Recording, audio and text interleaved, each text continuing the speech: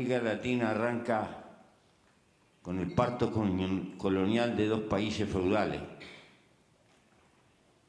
de dos países que se pasaron casi un milenio en guerras por la reconquista. El primer reparto no fue equitativo, fue feudal, aristocrático. Ese reparto inglés en las 7 colonias va a producir rápidamente una clase media con poder de consumo y una presión para la naciente industrialización interna. América Latina lo que produjo es una concentración brutal desde el primer momento y un gigantesco pobrerío viviendo de los recursos naturales, naturalmente, sin la presión de un mercado interno que ayudara a la primera industrialización. Y no le he hecho culpa a España ni a Portugal. No es cuestión de culpa, es cuestión de historia de las clases sociales y sus papeles históricos. Nuestra región que producía ponchos con telares y que producía buenos aperos de caballo y alguna metalurgia, aunque sea para los puñales, sucumbió todo, porque de Manchester venía más barato. Y entonces, de la burguesía, la clase que pasó a ser importante y a comandar, fueron las clases comerciales que manejaban el puerto. Debe llamarle la atención que en América Latina cada puerto importante terminó formando un país. Nosotros nacimos a la libertad viviendo para afuera, por el puerto, y casi ni mirando a los vecinos. Es natural que nuestras venas estuvieran abiertas porque de entrada empezamos a perder en los términos de intercambio.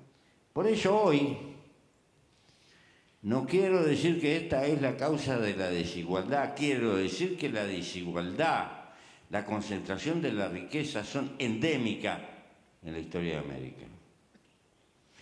Porque no somos solo hoy la zona del planeta más injusta, lo hemos sido siempre. Y se precisa la política. ¿Qué le tenemos que gritar al resto de los pueblos? Hagan política en serio.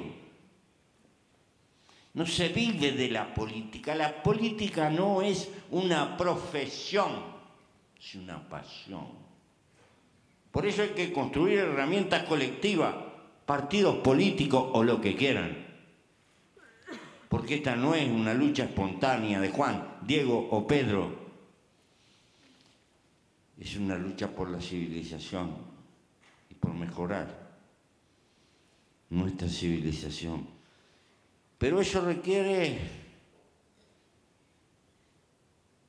esfuerzo colectivo, porque esas son las herramientas para modificar la realidad. Y se precisa la política, ¿saben por qué? Porque somos además distintos.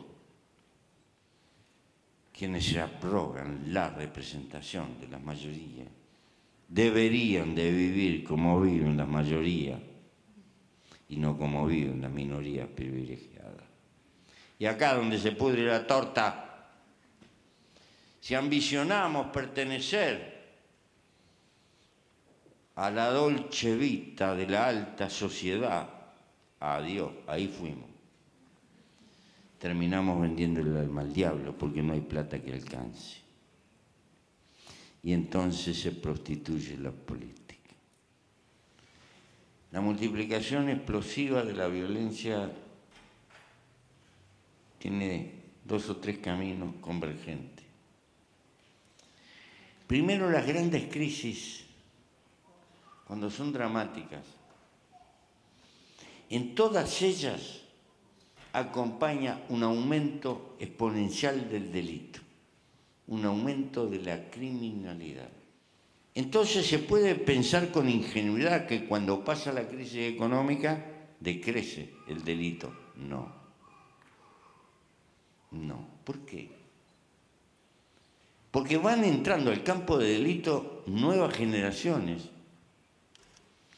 que establecen en el transcurso de la carrera criminal nuevas relaciones sociales, nuevo capital social, nuevas vinculaciones, nuevos hábitos. Dos, un factor que en las últimas décadas ha multiplicado el carácter de la criminalidad. La aparición del narcotráfico con una metodología que se puede resumir en esto: te ofrezco plomo o plata. La oferta de dinero y la amenaza. La amenaza al individuo o la amenaza a la familia. Tercero, pero el narcotráfico introduce otro código.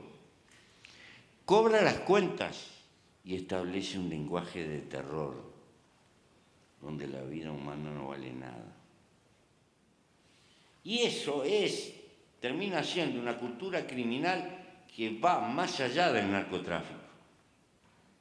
Va penetrando en las otras formas del delito. Esto significa una multiplicación de la violencia. Si la política no se hace cargo globalmente de estas cosas, naturalmente vamos a tener oleada de gente. Porque los países centrales no han pensado, ni se les va a ocurrir jamás, que el asunto no es que ellos vengan para acá, es que hay que ir para allá y luchar por sacarlos de la pobreza. Que nadie se va porque le guste ir. El que se va del bañado donde nació es por necesidad. ¿Estaremos en condiciones algún día de pensar como especie por encima de pensar como país? Nos podremos dar cuenta que una señora africana que camina 5 kilómetros por 2 baldes de agua no es de África, es nuestra. La política tiene que tener causa y una sociedad tiene que tener causa y en la vida hay que tener causa para vivir. Ese sería lo que yo entiendo ahora, el hombre nuevo. Un pedazo rotoso de hombre viejo como siempre, que se pone a mejorar a partir de lo que es, de reconocer lo que es y lucha por mejorarse a sí mismo.